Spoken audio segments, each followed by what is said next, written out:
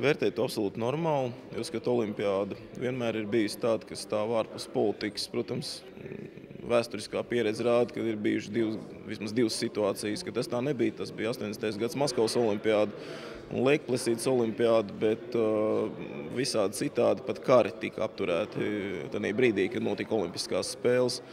Un, manuprāt, tur nevajadzētu meklēt nekādus politiskos zemtekstus, kaut arī ņemot vērā prezidenta citus izteikumus un labvēlīgu attieksmi pret Krieviju kā tādu, vairāk nekā varbūt pret rietumu virzienu.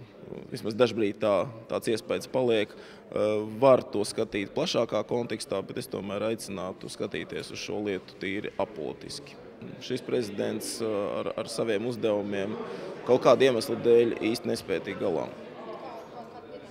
Tas ir mans subjektīvais vērtējums. Ko nozīmē kādu piemēru? Es domāju, ka tie piemēri ir no vienas vietas redzami.